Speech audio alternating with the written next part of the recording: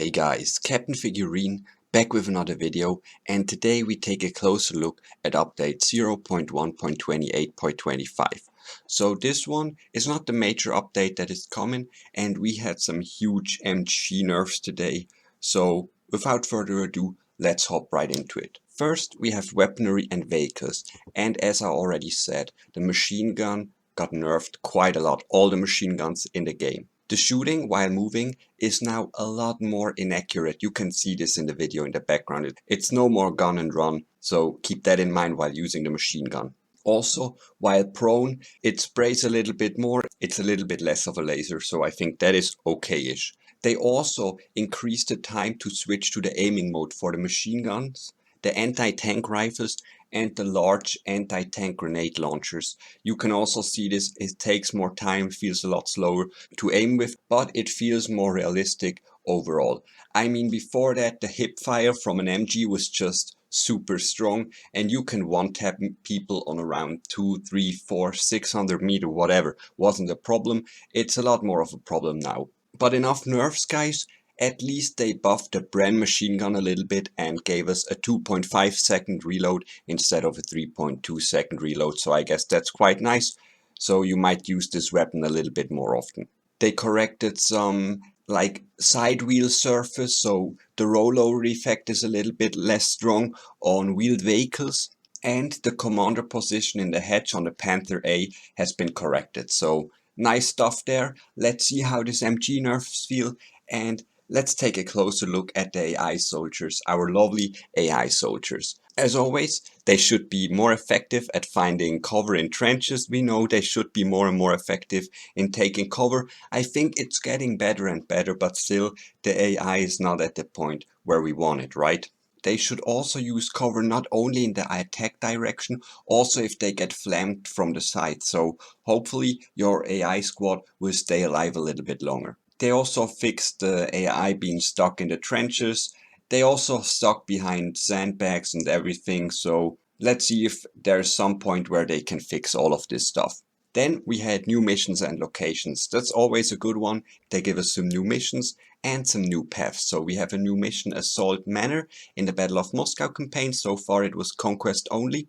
They added alternative routes to Invasion D-Day, to the invasion in the Hermann-Göring-Straße and Lehrter Bahnhof.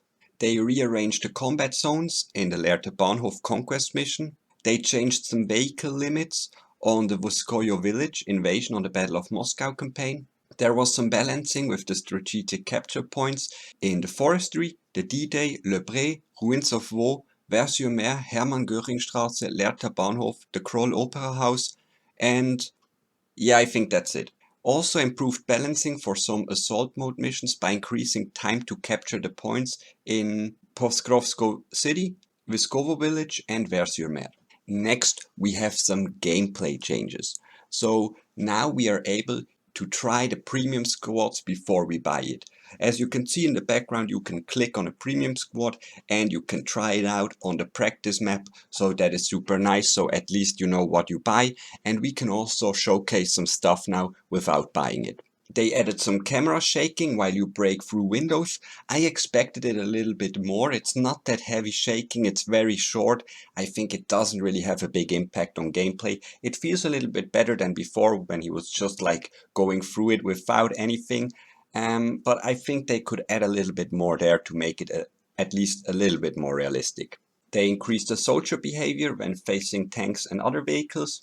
The breaking of windows have been improved, and you shouldn't take damage if you're close to it, or it should be a lot rarer. If you aim while crawling, you interrupt your movement. But now if you press the movement button again, you can move a short distance, and if you release the movement button, you go back to the aiming mode, and this feels a lot better than before. The limit on the aircrafts has been changed, so there is a maximum of 2 aircrafts per side on the battlefield simultaneously. So I think that is nice. I always thought they wanted it like that, but it didn't work super nice. They added a display of the capture points on the compass, both in the regular and in the lone fighter mode. So lone fighter gets some more information now, so checking your map is less and less important.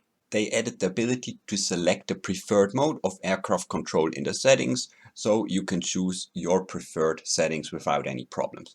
That's it for our gameplays. So last but not least, we have interface, graphics and fixes.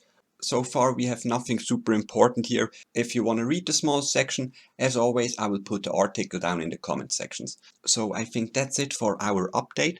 I hope you enjoy it, and I see you next time, guys. Have a good one. Captain Figureen out.